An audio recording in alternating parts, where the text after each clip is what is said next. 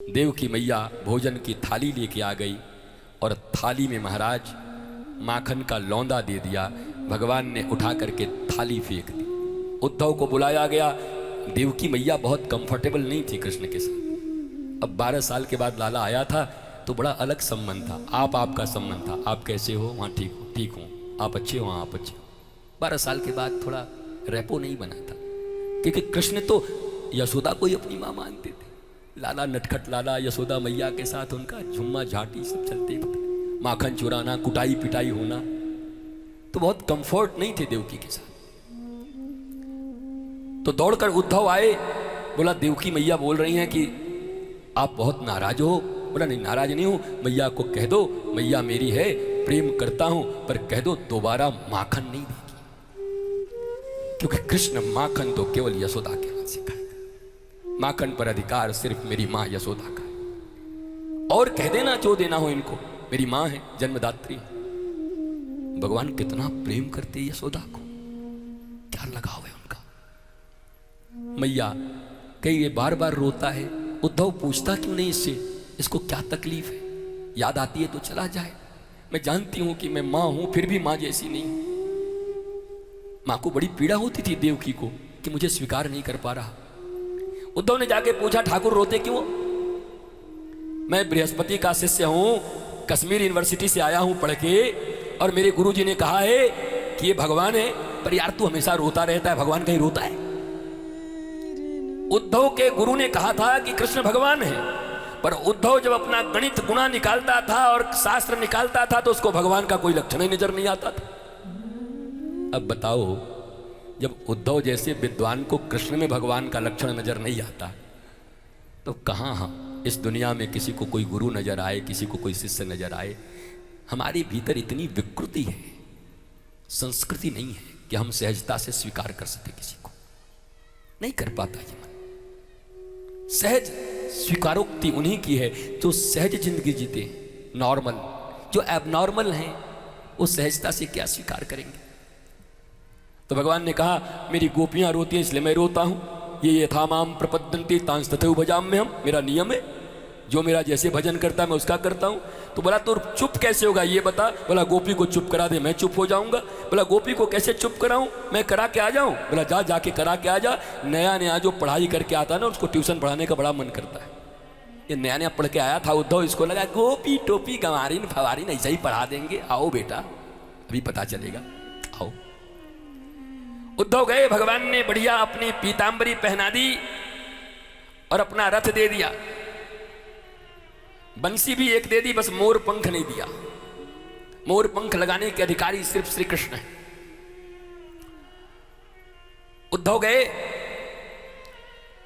और जब से इधर से भगवान गए तब से ब्रज के लोग रोज मथुरा के सीमाने तक आते थे। छोटे छोटे उनके मित्र स्तोक, सुबल, सुदामा, श्रीदामा सब आते थे। और आते समय सुबह सुबह कहते ओ मैया यशोदा हम जा रहे हैं, आज कन्हैया आवेगो पक्को, आज ले आऊंगो। सुबह सुबह छोटे छोटे बच्चे निकलते, दिन भर रहते मथुरा के सीमाने पर, और संध्या को फिर लौट आते, और मां रोती रहती घर में। और जाते समय उनकी हिम्मत नहीं होती थी कि यशोदा के महल से जाएं। दूर से ही कहते जाते अरे ओ मैया तेरे लाला आज भी नहीं आए। और मां रुदन करती, गोपियां रुदन करती। ब्रज की बीथियां, जिन बीथियों में कभी कुसुम खिलते थे, जिन बीथियों में कभी भगवान के सुबास, भगवान की चंचलता, चहलकदमियां, राधा कृष्ण के रास नृत्य, क्रीड़ाएं होती थी, उस ब्रज के रज ब्रजवासियों के आंसुओं से भीग गया था, कीचड़ बन गया था। इतना रुदन होता था, दिन रात रोते। सदा रहत पावस ऋतु हम पे जब ते श्याम सिधारे। कहा ब्रज में जब कृष्ण थे तो सदा बसंत रहता था, और जब ठाकुर गया तो बरसात आ गई। फिर ब्रज में एक ही ऋतु रहता था, बरसात, और वो भी आंखों से बरसा होती। वृंदावन 2 ऋतु देख चुका है। कृष्ण के रहते सदा बसंत, और कृष्ण के जाने के बाद बरसात, आंखों से बरसात। एक दिन आज जब उद्धव आया, दूर से वही रथ दिखाई पड़ा, हाथों में बंसी दिखाई पड़ी, पीतांबरी दिखाई पड़ी, सारे मित्र उछल पड़े, आएगो कन्हैया। हम कहते ना, या आवेगो एक दिन, या को मन आए लगेगो, आनो पड़ेगो। सबसे छोटा सुबल, मैं ना जाऊंगा। बोला चल चल चल, अरे चल दौड़ के ले आते। बोला मैं नहीं जाऊंगो, कृष्ण आएगो, हमारे पावन पे नाक रगड़ रगड़ के माफी मांगेगो, क्षमा मांगेगो, तब मैं जाऊंगा। सब भागे।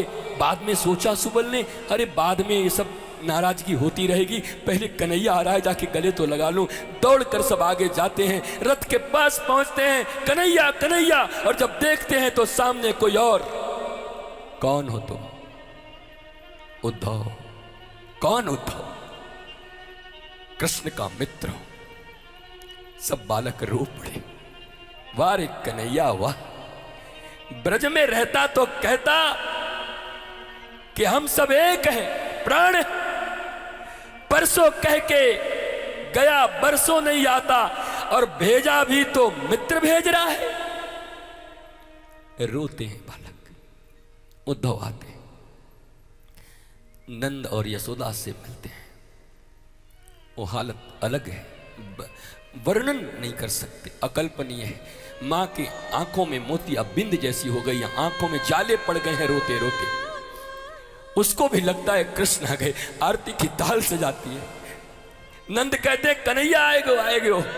यशोदा थाल लेके दौड़ती है, सामने देखती है कृष्ण, ही हाथ से थाल गिर जाती है। कौन हो तुम? उद्धव। कौन उद्धव?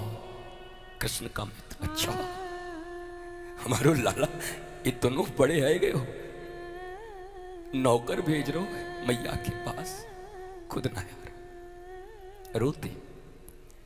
रात भर सत्संग चलता है। मैया के, गैया के, गोपी के, मित्रों के प्रेम को देखकर उद्धव कहता है इनको क्या समझाऊं, जिनके रोम रोम और क्षण क्षण में केवल कृष्ण की यादें हैं, उन्हें कौन सा धर्म सिखाऊं, क्या बताऊं इनको, किसका ध्यान लगवाऊं, कौन सी धारणा करवाऊं। ये तो पल पल कृष्ण कृष्ण कृष्ण कृष्ण करते, इनकी स्मृति मिटती नहीं। प्रातः राधा रानी से दर्शन होता है, गोपियों से दर्शन होता है, वहां भी भ्रमर गीत होता है। भ्रमर को लेके राधा रानी और गोपियां कृष्ण को बहुत खरा खोटा सुनाती हैं। घंटों के लिए आया था, 6 महीने रह गया उद्धव वहीं पे, और 6 महीने तक जाते समय उसने राधा रानी के चरणों में पड़ के कहा कि किशोरी जी मेरी एक इच्छा है, पूरी कर दो। क्या? बोला हम सब आपके और गोपियों के चरण रज से स्नान करना चाहते। सब ने चरण रज अपने झाड़ झाड़ की थी। गोपी क्यों दी पता है? चलो इसी बहाने ये जाएगा रज लगा के, हम तो न मिल सकेंगे, हमारे चरण के लगे रज कृष्ण से मिलेंगे तो लगेगा जैसे हम ही कृष्ण से गले मिल रहे हैं। इस भाव से सबने चरण रज दे दिए। उद्धव स्नान किया उन रज में, ब्रज के चरण रज में, गोपियों के चरण रज में। प्रेम की ध्वजा है गोपियां, प्रेम की ध्वजा। ऐसी प्रेमिनी कोई हुआ नहीं संसार में, कोई नहीं हुआ। महाराज उद्धव आया कृष्ण को गले लगा। कृष्ण को भी एहसास हो गया ये उद्धव नहीं है, ये तो वृंदावन की महक है। अनंत मेरे गौ गोपाल, गोपियां मेरे नंद यशोदा। अंत में उद्धव ने कहा कृष्ण तू बड़ा कठोर है। भगवान मुस्कुराने लगे, तुझे भी रोग लग गया, तो तू ज्ञानी था ना, बृहस्पति का शिष्य था। मैं रोता था तो मुझे रोकता था कि क्यों रोती, तू काहे को रो रहा है, तुम बहुत कठोर हो। छी छी। ऐसी प्रेमिनी गोपियों मां यशोदा गैयाओं के साथ ऐसा बिहेवियर, तुम भगवान हो। भगवान ने उद्धव को गले लगाया, आंखें बंद करवाई, कहा अब आंख खोल। जब आंख खोला तो देखा झूला पर राधा कृष्ण और पीछे सारी गोपियां खड़ी हैं। भगवान ने कहा मैं अपने गोपियों और राधा से कभी अलग नहीं रहता, सारा ब्रज सदा मेरे साथ रहता है। ये तो तेरे भ्रम को तोड़ा है मैंने उद्धव, तू सूखी जलेबी था, मैंने उन चीनी की चाशनी में, मधु की चाशनी में तुझे डुबो दिया गोपियों के प्रेम में। अब तू भी खाने लायक हो गया, नहीं तो तेरे जैसे सूखी जलेबी को इस संसार में कौन पूछता। अब तू भी महाराज रस से भर चुका है, रसौ वही सह की संतान हो चुका है। भगवान ने उद्धव के कोरे ज्ञान को प्रेम और भक्ति के रस में रंग दिया। देखो ज्ञान हो पर जिनके नेत्रों में आंसू न हो ना, वो पहाड़ है, पत्थर है महाराज।